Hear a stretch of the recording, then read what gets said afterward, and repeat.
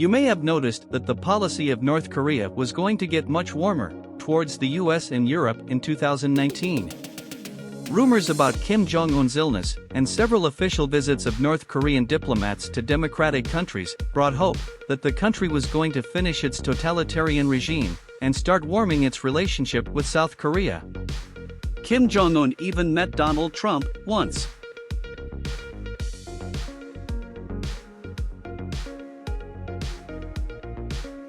But in 2022, we see that the policy of the country is still very aggressive towards all the democratic world.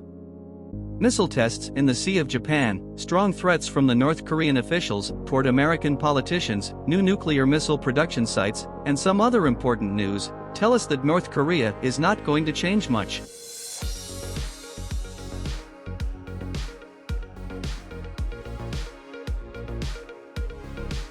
But what about people? Self-imposed isolation led to a huge crisis in 1994 and a 4-year period of famine. Hundreds of thousands of people died because they were starving. In 2021, the food began going up in prices again. We don't have access to any North Korean statistics, but we can assume that the food stocks started running down again.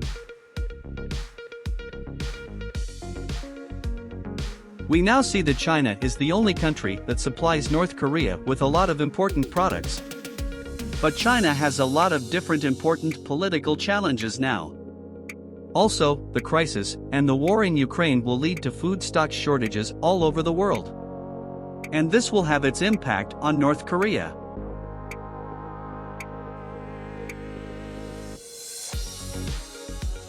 Unfortunately, people are not going to live any better. It's obvious that the recovered leader of North Korea, Kim Jong-un, continues his way of propaganda against all democratic world. And the period of warming relationships with some countries has come to an end. The isolation will continue. For new nuclear missiles, the UN wanted to impose new sanctions against North Korea. Russia and China vetoed these sanctions for now, but there are different instruments. And this is not going to make the life of average North Koreans any better. They are still being trapped in the nets of severe propaganda of the regime. And they believe Kim Jong-un is protecting them against all the cruel world. North Korea supports Russia in its attempt to occupy the part of a sovereign country in Eastern Europe. Also, Kim Jong-un keeps investing money into his military power and IT army. They keep stealing money and cryptocurrencies from companies all over the world, and this is not going to make their lives better.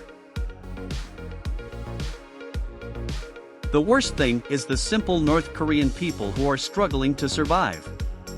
They can't find any jobs, they can't get normal education, they are always under the strict control of their country's regime. And they can't even get out of the country to save their lives.